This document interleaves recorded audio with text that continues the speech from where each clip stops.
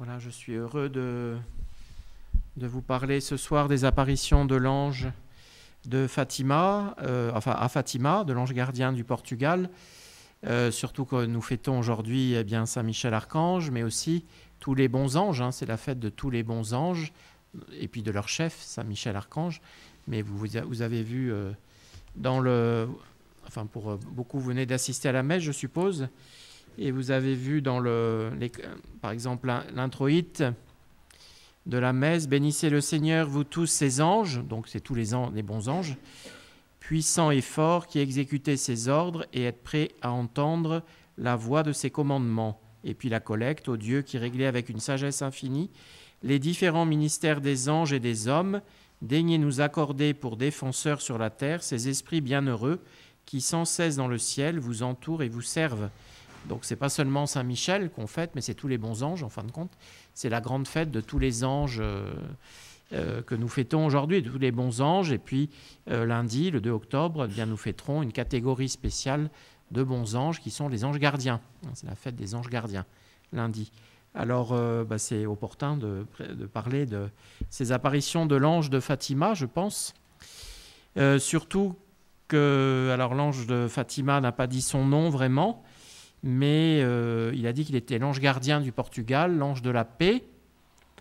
Et alors, je voudrais commencer un petit peu en évoquant l'histoire portugaise. Alors moi, je suis resté 4 ans au Portugal au début de mon sacerdoce.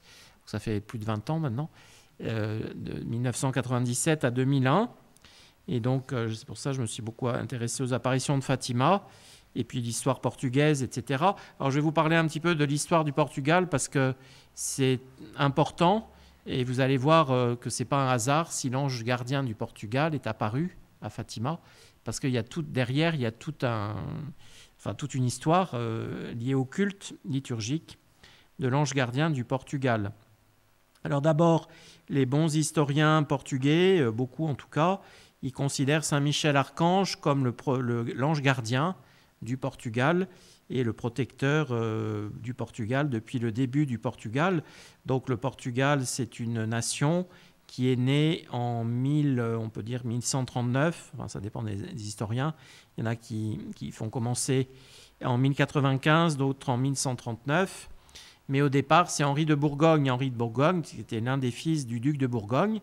Il était venu dans la péninsule ibérique pour répondre à l'appel du roi de Castille de l'époque, Alphonse VI de Castille, qui en 1086, il a appelé les croisés, surtout les croisés français, bourguignons, etc., à venir l'aider à reconquérir la péninsule ibérique, qui était aux mains des Maures musulmans, comme vous savez.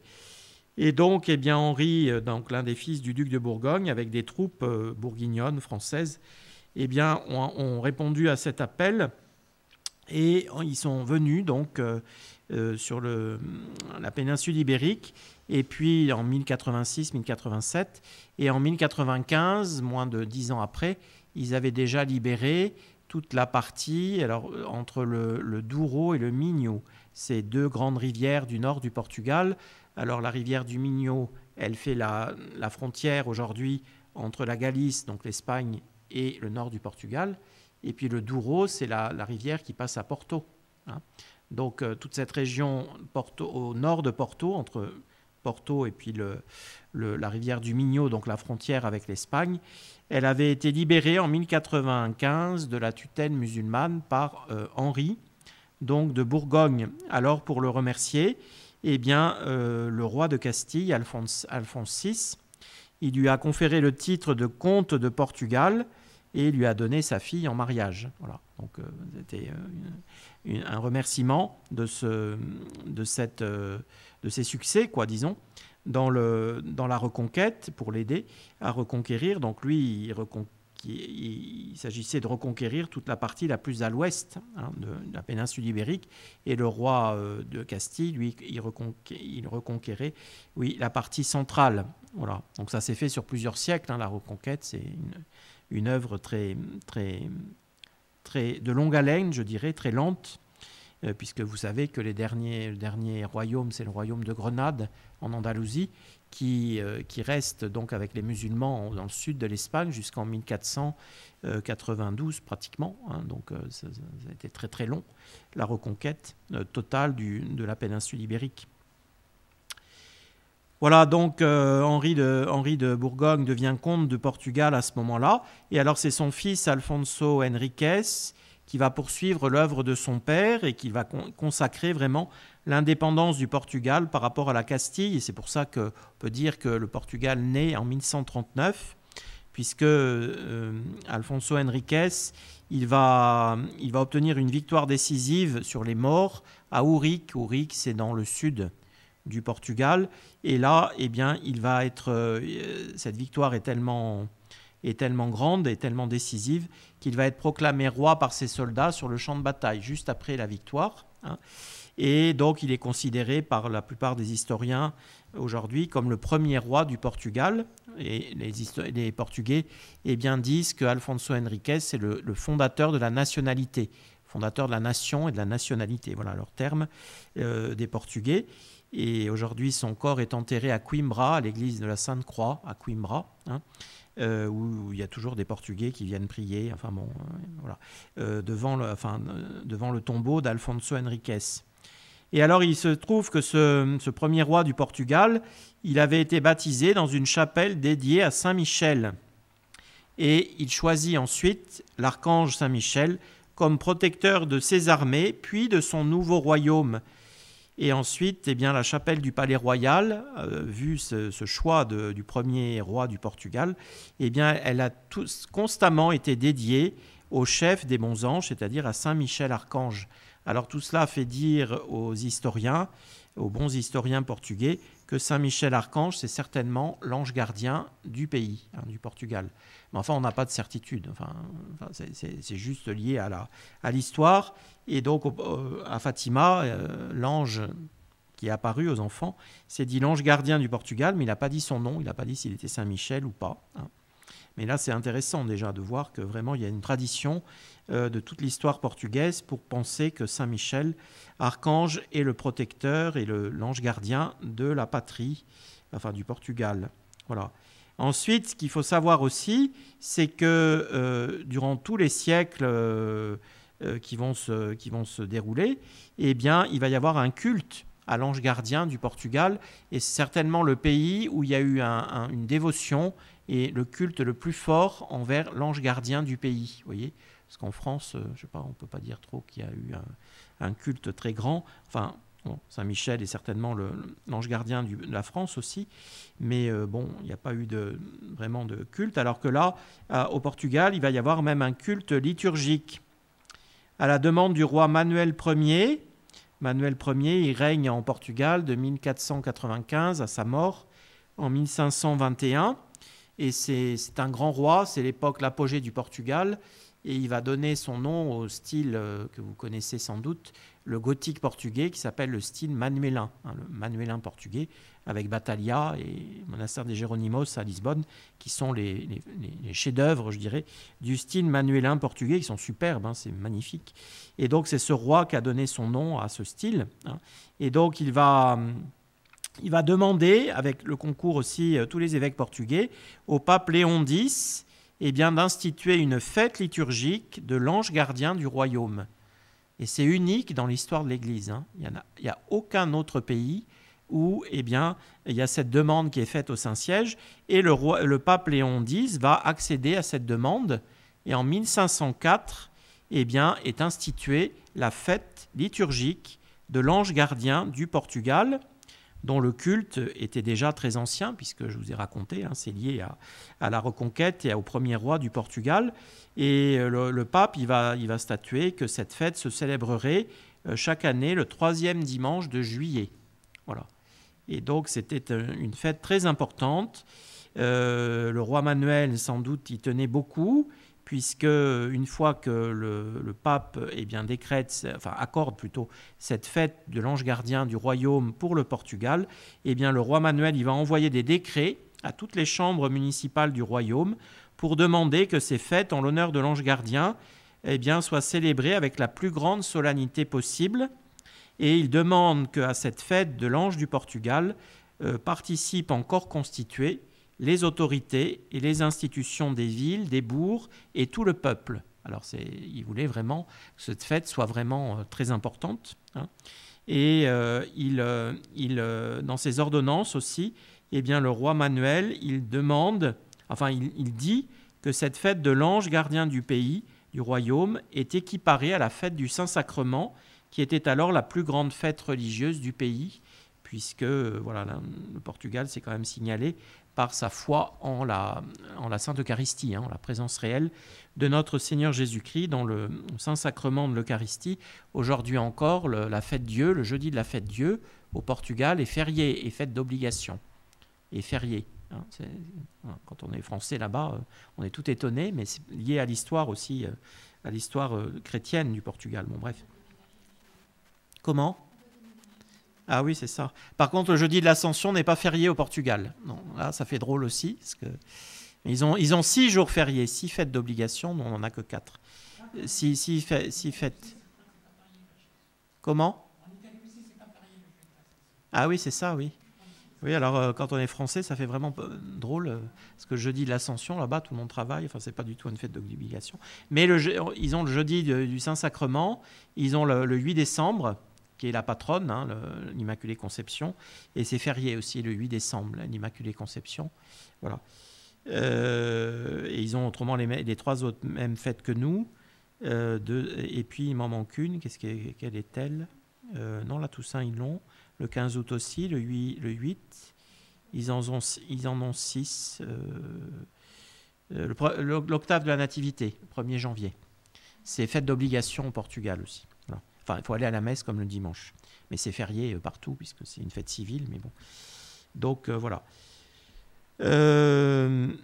Donc voilà, le roi Manuel, il voulait vraiment donner un grand lustre, hein, à cette fête de l'ange gardien du Portugal. Alors, je vous dis tout ça parce qu'après, on est moins étonné de voir que l'ange gardien a tellement été prié pendant des siècles par toute la nation, tout le peuple, tout le royaume, le roi, les rois, etc., qu'il répond à toutes ces prières en apparaissant, forcément. Enfin, c'est beaucoup moins étonnant, hein, de voir qu'il apparaît après aux petits-enfants de Fatima pour préparer les grandes apparitions de la reine du ciel, de tous les anges, qui est la Sainte Vierge. Alors, cette fête de l'ange gardien du Portugal, elle va avoir une grande splendeur, un grand éclat durant les 16e, 17e et 18e siècles, hein, pendant 3 siècles. Et puis au 19e siècle, elle tombe. Alors les historiens disent, la fête de l'ange gardien du Portugal a été délaissée au 19e siècle, et c'est le siècle où le Portugal a chuté. Hein, il n'est plus le Portugal conquérant, le Portugal plein de gloire des 3 siècles précédents. Voilà, donc peut-être qu'il y a une liaison, certainement même, entre ce délaissement, cette chute de cette fête liturgique de l'ange gardien, et puis la chute du Portugal. Hein, au XIXe siècle, le Portugal, il s'enfonce dans des crises à n'en plus finir, de tous les niveaux, de toute nature, y compris politique, etc. Et ça finit par la révolution de 1910. Enfin bon, c'est une autre histoire, c'est l'histoire du Portugal. Et donc le culte de l'ange du Portugal, il va quand même se maintenir dans un diocèse, un archidiocèse, l'archidiocèse le plus catholique du Portugal, c'est le diocèse de Braga, où là, il va se maintenir. Il était fêté le 9 juin. Non, attendez. Le 9 juillet. Où est-ce que c'est ?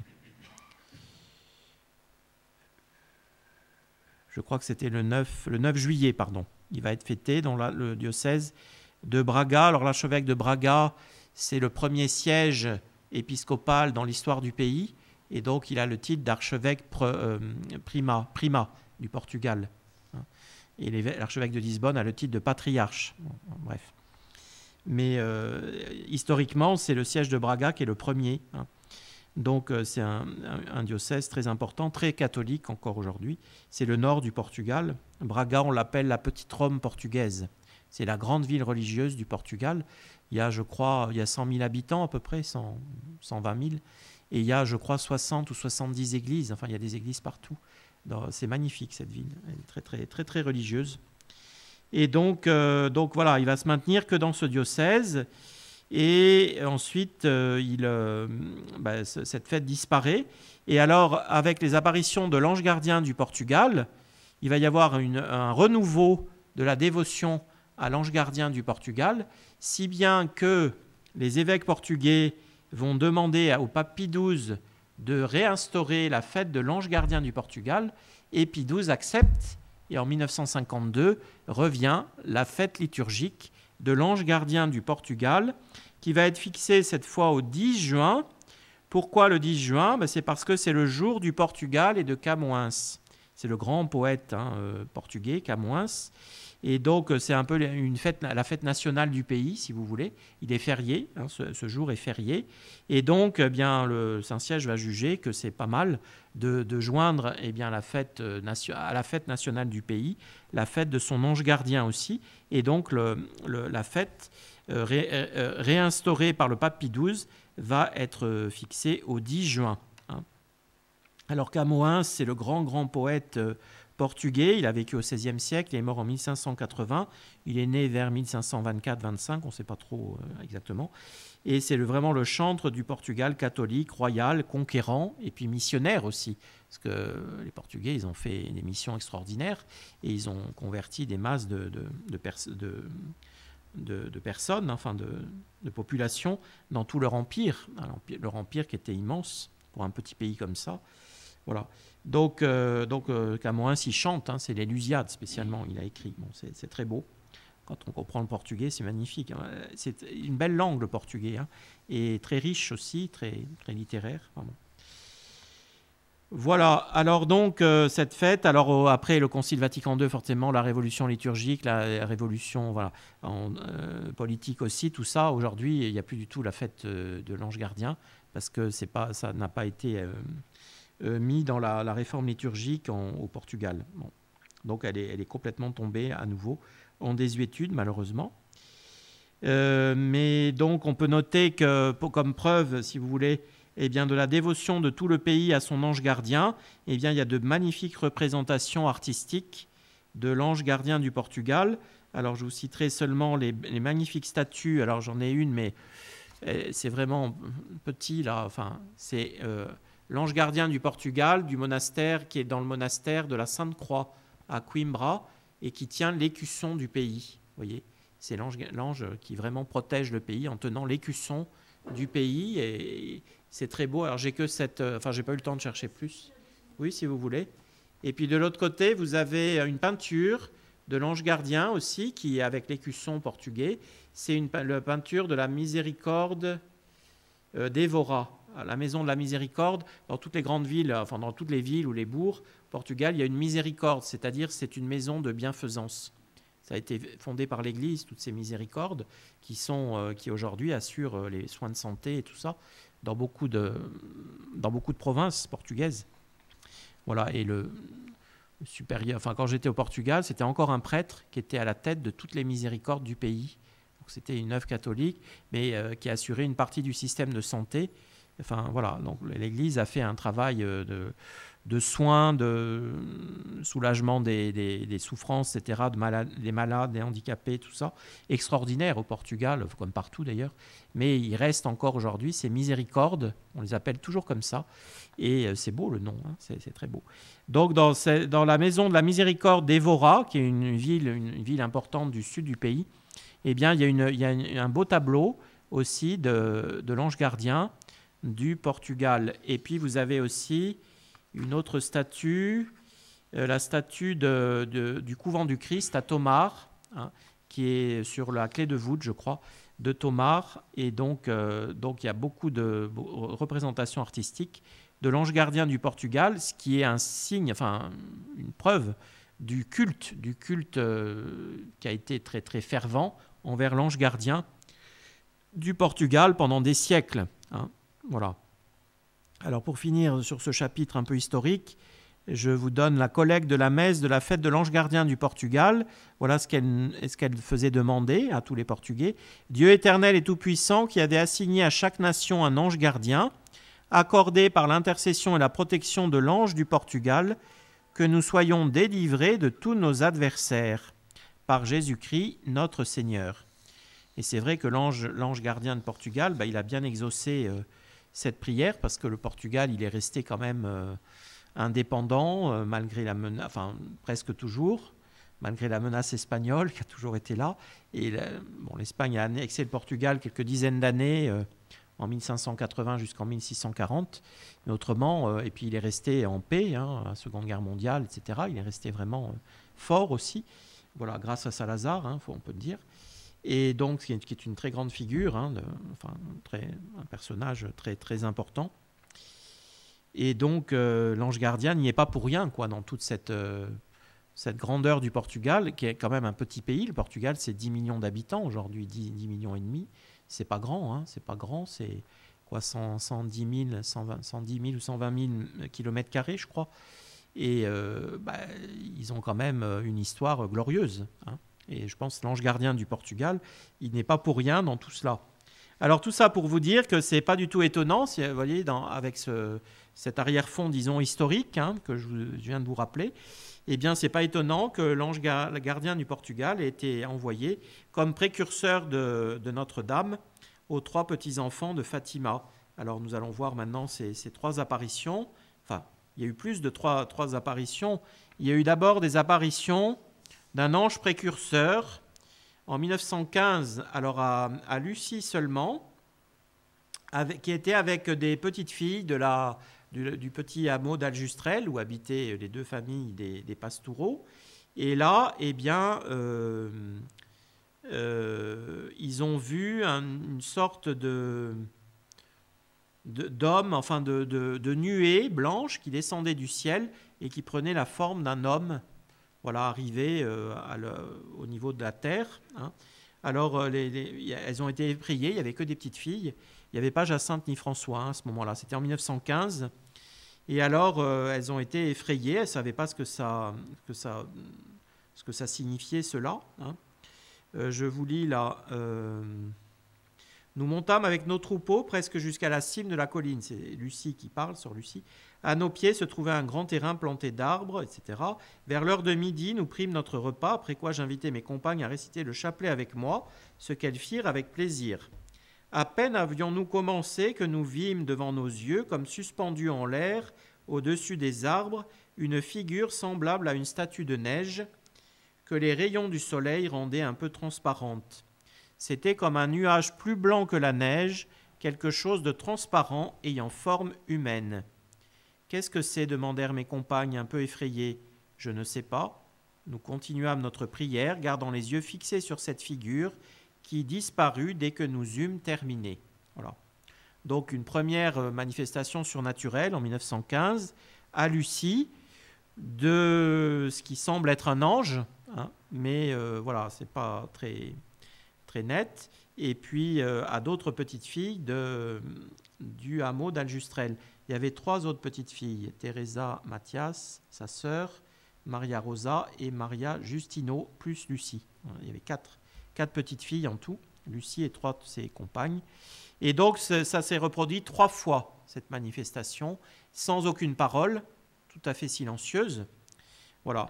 Et donc sœur Lucie les relate dans ses mémoires. Si vous voulez lire sur Fatima, il faut commencer par lire les mémoires de sœur Lucie, il y en a 6, et où elle relate les apparitions, dans un style à la fois très vigoureux, mais très frais aussi. Ça fait du bien de lire les mémoires de sœur Lucie. C'est très agréable. Et alors, sœur Lucie, elle est partie rejoindre le bon Dieu en 2005, donc elle avait 98 ans pratiquement.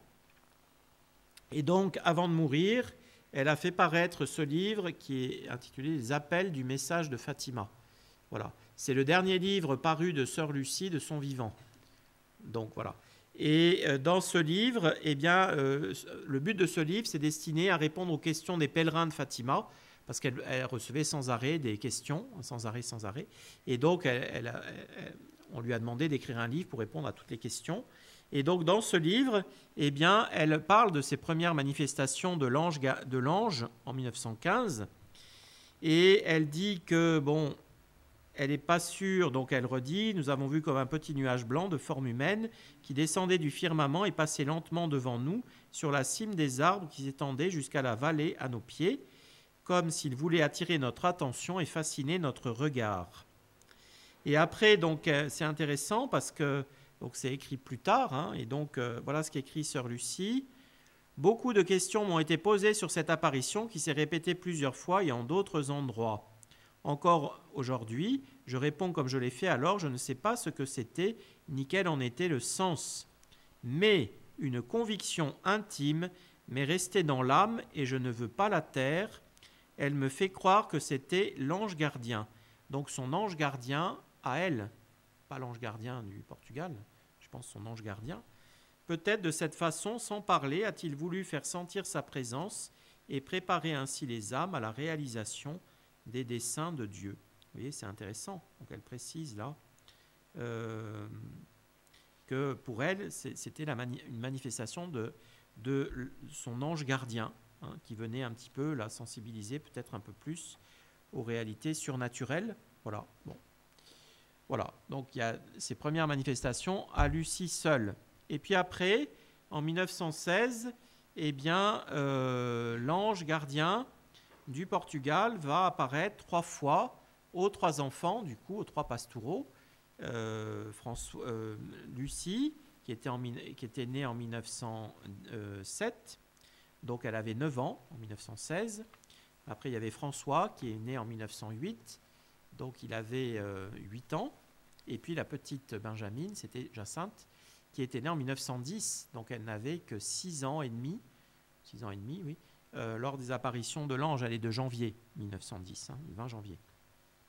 Donc ces apparitions de l'ange, eh bien, c'est les 3 pastouraux qui vont en être les bénéficiaires. Alors on ne sait pas les dates de ces apparitions parce que Sœur Lucie explique, eh bien, on était trop petits à l'époque pour savoir compter les jours, les mois, les années, enfin ils ne savaient pas dater les jours. Et donc on n'a que les saisons. Ces 3 apparitions, elles ont lieu le printemps, été et automne 1916. Alors la première et la troisième ont lieu au même lieu, au Cabeço, à la Loca do Cabeço. C'est pas très loin du hameau d'Aljustrel, le hameau natal des petits-enfants. Et puis la deuxième apparition, comme c'était l'été, alors ils allaient moins loin pour faire paître les troupeaux, ils restaient plus autour des maisons, et parce qu'il faisait chaud, parce qu'il fait très chaud, hein, au Portugal l'été. Enfin, pas la nuit, mais le jour. Et, parce que la nuit, c'est rafraîchissant. Enfin bon, bref, c'est pas le climat espagnol quand même. Bon. Mais ils étaient restés autour, et donc là, ils faisaient une sieste sous les arbres, sous les figuiers. Et là, leur est apparu, à la suite de leur sieste, et quand ils jouaient, le même ange, donc à la deuxième apparition. Donc c'est dans la propriété de la maison des parents de Lucie. C'est à Aljustrel, c'est dans le jardin, quoi. Enfin, dans le jardin de la maison natale de Lucie et de la maison des parents de Lucie qu'on peut visiter encore aujourd'hui, comme la maison natale de ses cousins, hein, Jacinthe et François. Voilà. Donc il y a 2 lieux d'apparition de l'ange, vous voyez. Première et troisième apparition au Cabeço et la deuxième apparition au puits, au-dessus du puits de la propriété des parents de Lucie, donc tout près d'Aljustrel.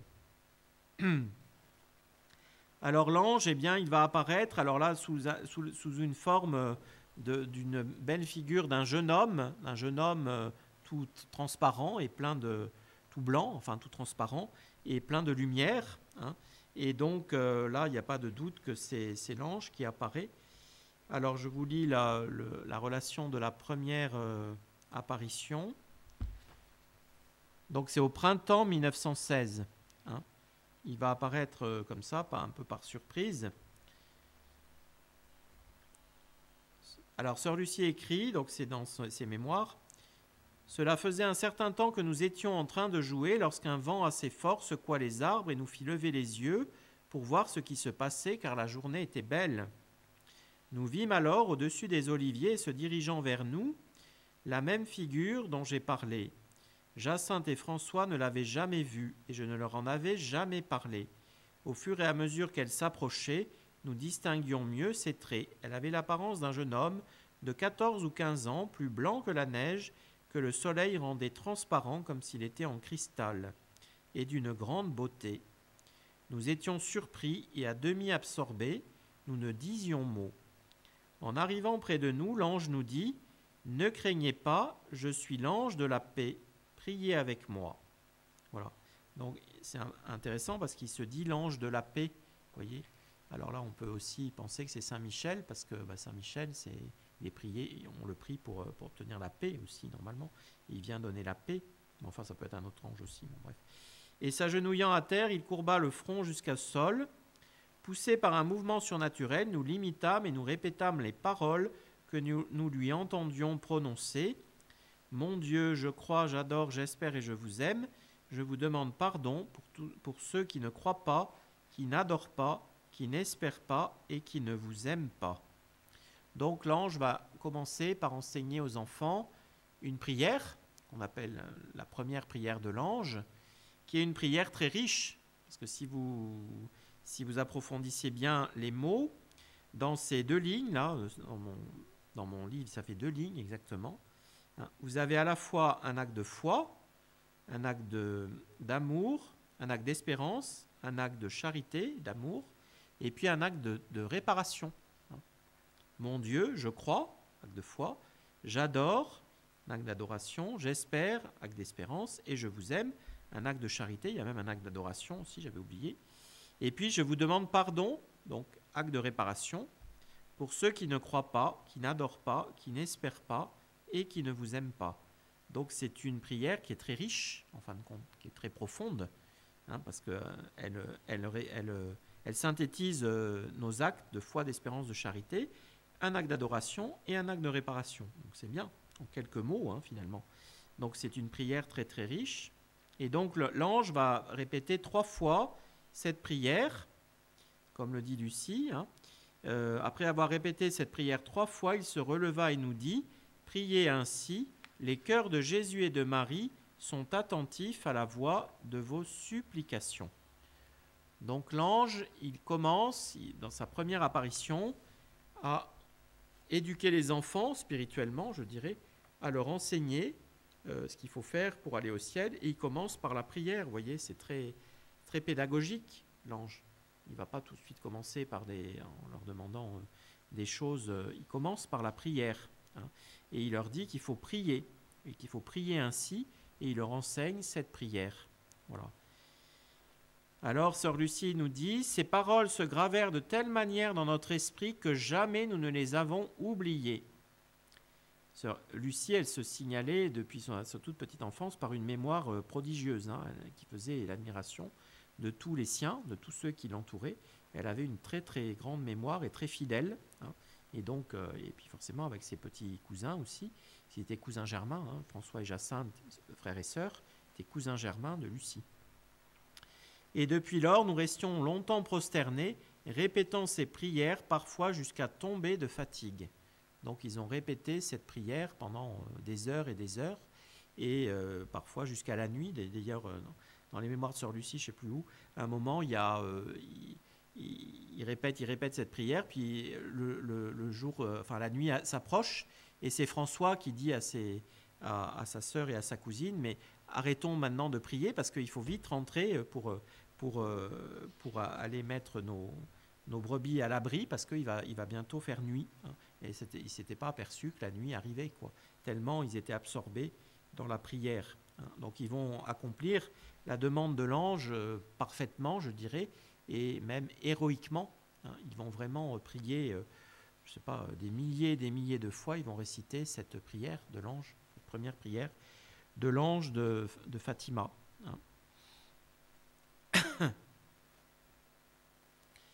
Voilà, alors Lucie, elle va dans ses mémoires aussi, elle va nous préciser l'effet qu'a eu cette première prière de l'ange sur les 3 enfants. Voilà ce qu'elle écrit. L'atmosphère surnaturelle qui nous enveloppait était si intense que pendant un long moment, nous nous rendions à peine compte de notre propre existence. Nous restions dans la position où l'ange nous avait laissés, répétant toujours la même prière. La présence de Dieu se faisait sentir d'une manière si intense et si intime que nous n'osions même plus parler entre nous. Le lendemain, nous sentions encore notre esprit enveloppé dans cette atmosphère qui ne disparut que très lentement. Alors on peut dire, comme certains auteurs le font, que c'est un petit peu déjà le ciel qui s'ouvre à ces trois petits-enfants, et puis le poids du surnaturel est tel que il les met dans une espèce d'atmosphère surnaturelle où ils ne sont plus incapables de parler. Voilà, ils restent comme ça dans le silence, même entre eux. Alors, quand on connaît les petits-enfants, souvent ils parlent beaucoup et il faut qu'ils parlent entre eux, etc., puis qu'ils jouent, etc. Et là, non, ils étaient comme un peu absorbés par le surnaturel, la présence de Dieu, vous voyez, c'est mystérieux, et qui répétait sans arrêt, cette prière, cette première prière de l'ange. Donc voilà, l'ange il commence par enseigner aux enfants la prière. Après, deuxième apparition, alors là c'est à l'été 1916, au puits, au-dessus du puits de la propriété de François et Jacinthe, des parents de Lucie, pardon. Et il y avait François et Jacinthe qui étaient venus rejoindre leur cousine. Et donc, ils étaient, après avoir fait la sieste sous les figuiers, comme le relate Lucie, et ils étaient en train de jouer sur le puits, et soudain nous vîmes le même ange près de nous, qui leur dit ceci: « Que faites-vous ? Priez, priez beaucoup. » Donc, il renouvelle son appel à la prière auprès des trois enfants.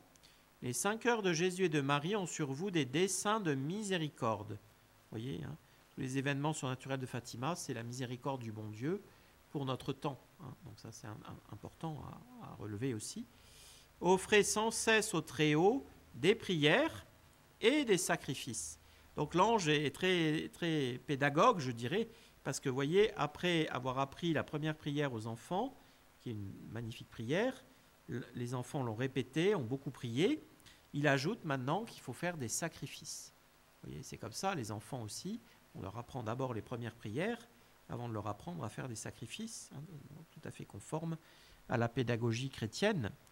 Cet ange sait vraiment bien faire progresser les enfants. Voilà. Alors, il ne savait même pas trop qu'est-ce que c'était des sacrifices, parce que Lucie va demander comment devons-nous nous sacrifier. Il ne savait pas trop ce que c'était. Alors, l'ange répond: « De tout ce que vous pourrez, offrez à Dieu un sacrifice en acte de réparation pour les péchés par lesquels il est offensé et de supplication pour la conversion des pécheurs. » Voilà. De cette manière, vous attirerez la paix sur votre patrie. Je suis son ange gardien, l'ange du Portugal. Voilà. Donc, il va se dire l'ange gardien du Portugal. Mais ce qui est beau, c'est de voir que la valeur du sacrifice, la puissance du sacrifice. Vous voyez, ces trois petits-enfants, on pourrait dire trois petits-enfants, quelques sacrifices d'enfants, ça n'a pas trop de valeur devant le bon Dieu. Quand même, l'ange, il dit, de tout ce que vous pourrez, offrir un sacrifice en acte de réparation, puis vient le mot réparation, qui annonce le message réparateur, enfin l'appel à la réparation ensuite, de la très sainte Vierge, mais déjà il est bien présent, l'acte de réparation dans le message de l'ange, pour les péchés par lesquels il est offensé. De cette matière, vous attirerez la paix sur votre patrie. Alors, vous comprenez bien que l'ange, il dit, trois petits-enfants qui vont prier et faire beaucoup de sacrifices, eh bien, à eux seuls, ils peuvent attirer, mériter la paix sur tout leur pays. La valeur du sacrifice. Et on n'en est pas assez conscient. Souvent, c'est un peu rébarbatif, le sacrifice pour nous. Alors, on en fait 1, 2, et puis on a du mal à persévérer. Et puis, on se dit, à quoi bon, finalement? Ça ne sert à rien. Voilà, on ne voit pas les fruits. Ben non, l'ange, il dit, vous attirez, de cette manière, vous attirez la paix sur votre patrie. Sur tout un pays, on peut attirer la paix si on est généreux dans nos sacrifices et dans nos prières. Voilà, c'est ce que veut dire l'ange. J'invente pas, c'est les mots. C'est les mots de l'ange. C'est très beau. Et puis après, dernière parole de l'ange, il n'a pas appris aux enfants une prière, cette deuxième apparition. Il leur a appris à faire des sacrifices. Et il leur dit, surtout acceptez et supportez avec soumission les souffrances que le Seigneur vous enverra. Donc il les invite à un genre particulier de sacrifice, c'est la résignation chrétienne, l'acceptation chrétienne des épreuves, enfin de tout ce qui vient être douloureux pour nous dans notre vie, voyez-vous. Et donc il faut être résigné et accepter ces souffrances qui nous viennent de manière surprenante ou je sais pas, inattendue bien souvent, et bien les offrir aussi en sacrifice, voyez. L'ange il accorde une grande importance à ce genre de sacrifice.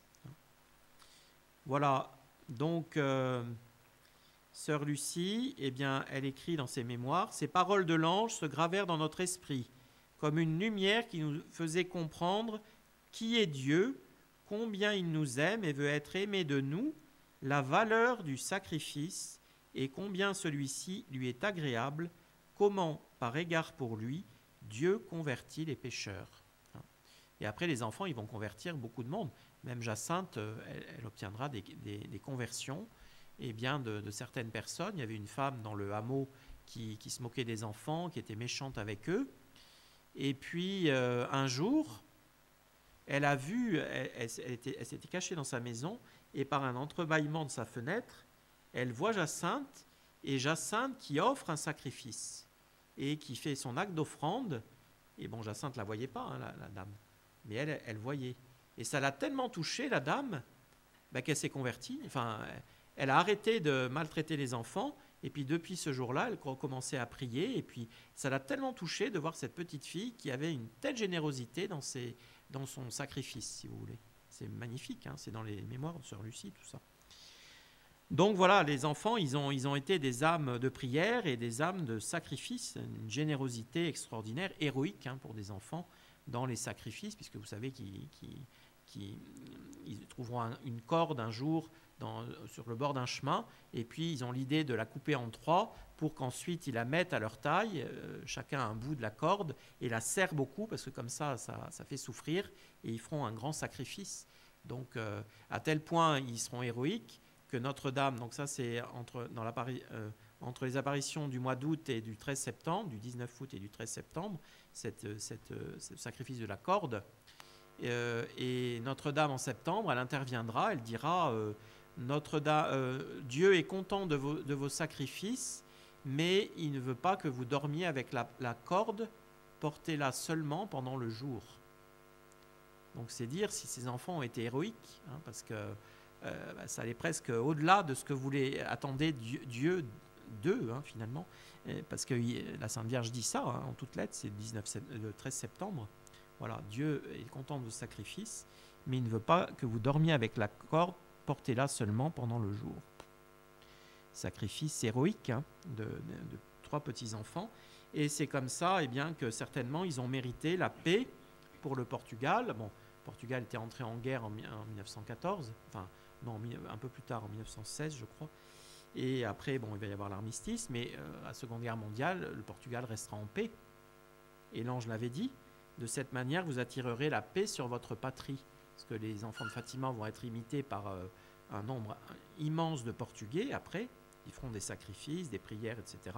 Et ça méritera la paix pour la patrie durant la Seconde Guerre mondiale. Hein. C'est le seul pays européen, avec la Suisse, mais pour d'autres raisons, des raisons très très bassement matérielles, et bien que ce sera le seul pays qui restera en paix. Et puis bon, l'Espagne, elle était exsangue avec la guerre civile, donc elle ne pouvait plus rentrer en guerre du tout, mais bon, c'est beau de voir, hein, voyez, les conséquences de prières et de sacrifices sur tout un pays finalement.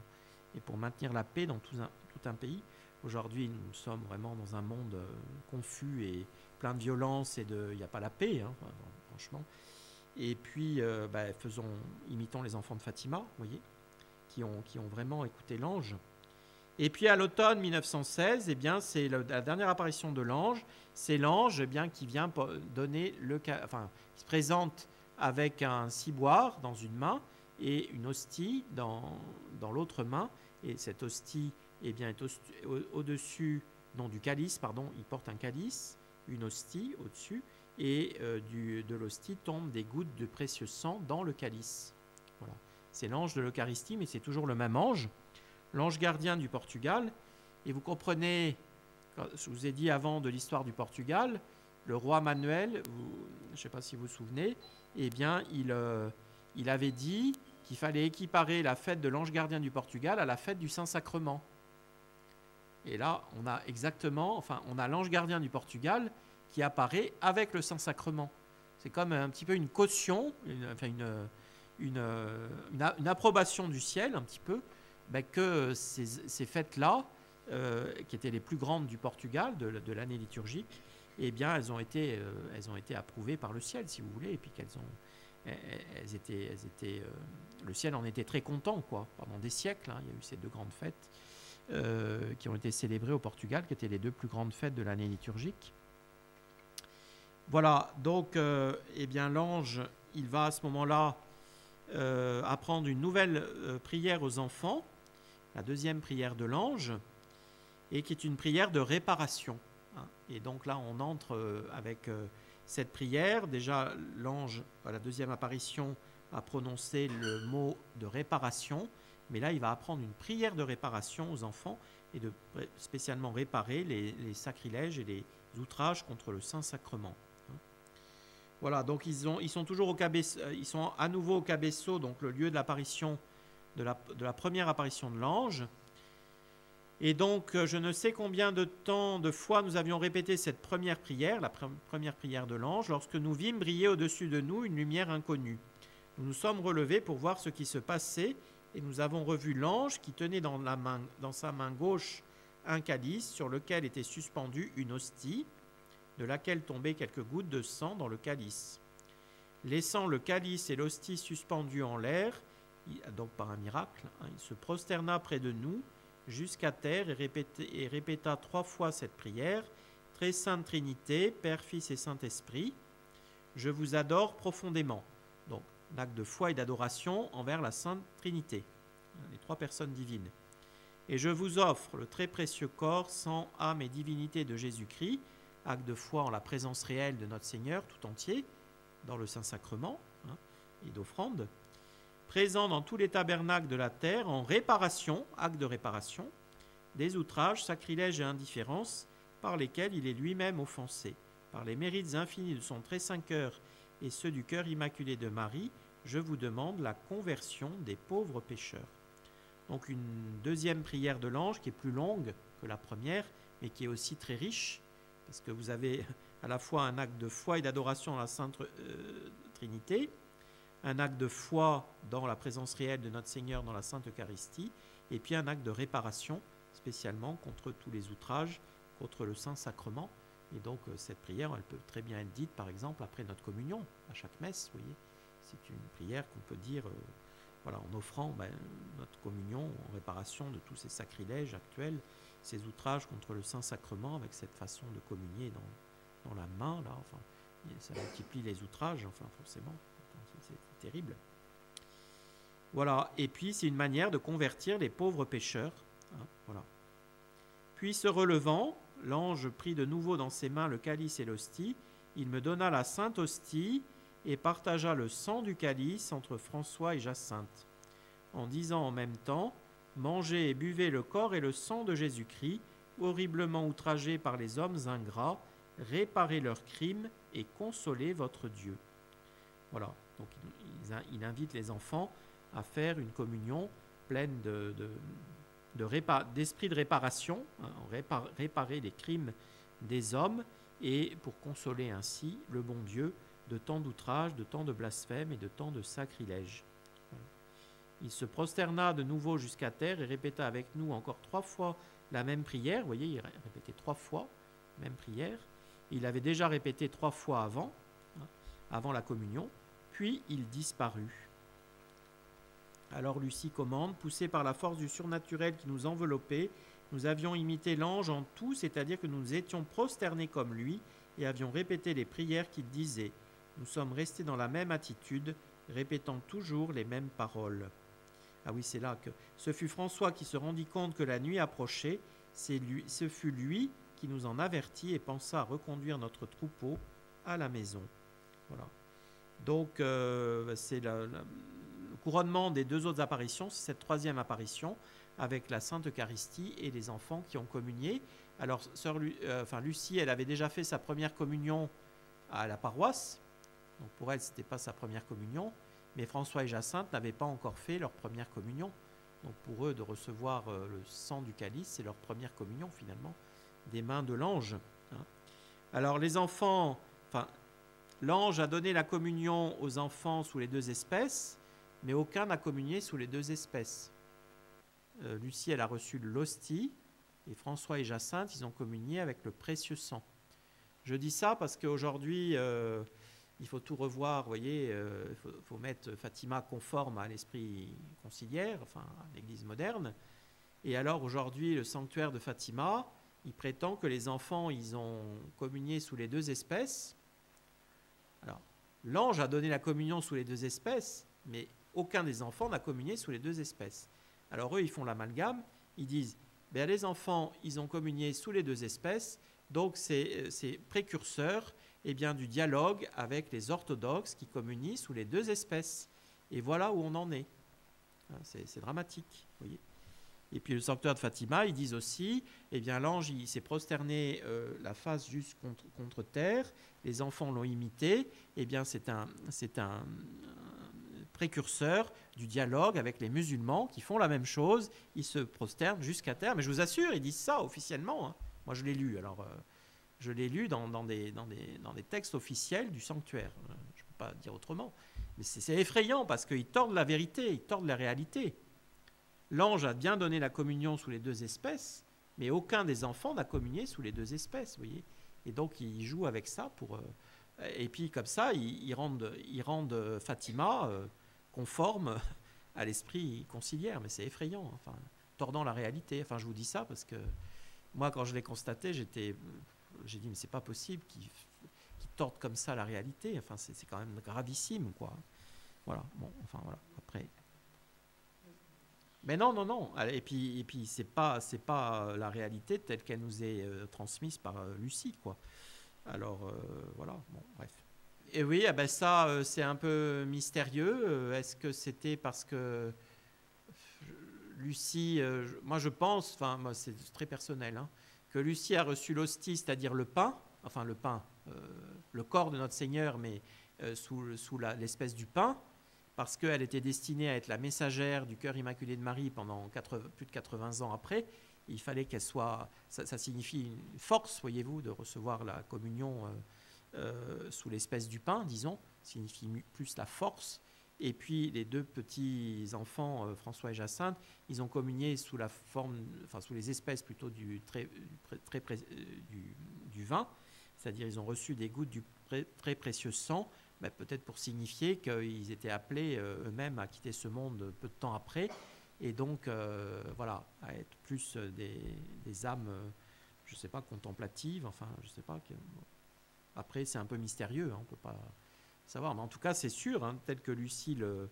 Et puis Lucie, alors on lui a demandé, après on l'a questionné, on lui a dit, mais est-ce que c'était vraiment une communion, c'était une vraie communion? Et Lucie, elle a toujours dit, j'ai senti l'hostie sur ma langue, comme dans les communions ordinaires. Enfin, il n'y avait aucune différence, c'était une vraie communion. Alors après, l'ange, il a pris une hostie, l'hostie consacrée, il l'a pris dans un tabernacle, où pendant une messe qui était célébrée, il a pris une hostie d'un ciboire qui avait été consacré, parce qu'il n'y a pas d'hostie au ciel, hein, c'est pas possible. Il n'y a pas la Sainte Eucharistie au ciel. Il n'y a que sur terre, et dans les tabernacles ou sur les autels, quand les prêtres consacrent les ciboires. Et donc l'ange, il est allé chercher une hostie dans un tabernacle ou dans une... tout est possible, hein, aux anges, et sur un autel, je ne sais pas, et puis il a porté, c'était l'ange de l'Eucharistie, mais c'était une hostie consacrée, puisque des gouttes du précieux sang tombaient, hein, de l'hostie consacrée dans le calice. Donc ce qui nous conforte aussi dans notre foi, dans la présence réelle de notre Seigneur Jésus-Christ tout entier, le corps, le sang, l'âme, la divinité de notre Seigneur Jésus-Christ, nous le recevons tout entier en recevant la Sainte Hostie consacrée. On n'a pas besoin de communier sous les deux espèces, justement, parce que ça ne sert à rien, hein. Enfin, ça ne sert à rien. On reçoit tout notre Seigneur Jésus-Christ tout entier, communiant sous l'espèce du pain, donc par la Sainte Hostie seulement. Puis vous imaginez, si on devait communier sous les deux espèces, enfin, alors ils font ça maintenant dans les églises modernes, mais alors, enfin dans certaines églises modernes. Voilà, donc ces apparitions de l'ange et qui sont destinées à préparer, vous voyez, les enfants vraiment aux apparitions de Notre-Dame l'année suivante. Donc vous avez ces apparitions au printemps, été, automne 1916.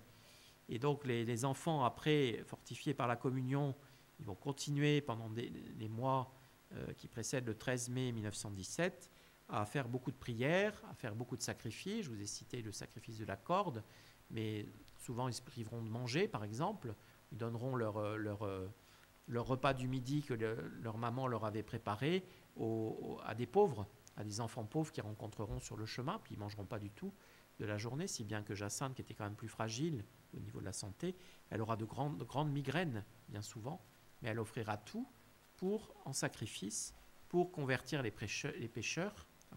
Et après avoir vu l'enfer, alors là, ce sera pour préserver les âmes de l'enfer, parce que là, Jacinthe, ça a été elle qui a été la plus frappée par la vision de l'enfer, qui est terrible, hein, d'ailleurs. Bon, enfin, on verra ça plus tard, quand bon Dieu voudra, que je vous explique les apparitions de Notre-Dame. Mais ces apparitions de l'ange gardien, elles ont déjà elles sont pleines de leçons pour nous, hein, à mettre en pratique, la prière réparatrice, les sacrifices, la générosité dans nos sacrifices, et puis d'être généreux aussi à bien offrir nos communions en réparation pour convertir les pauvres pécheurs, et puis ne pas nous décourager non plus dans tout cela, vous voyez, en sachant que le prix devant le bon Dieu est très très grand. Hein. On rappelle, voilà, ils ont compris, les enfants, à la deuxième apparition, la valeur du sacrifice, combien par égard pour lui, Dieu convertit les pécheurs. Hein. Alors ne nous décourageons pas et continuons dans notre vie chrétienne à être bien généreux dans nos prières, dans nos sacrifices et dans l'offrande de nos communions, hein, pour convertir le plus d'âmes possible et les préserver du feu de l'enfer. Voilà.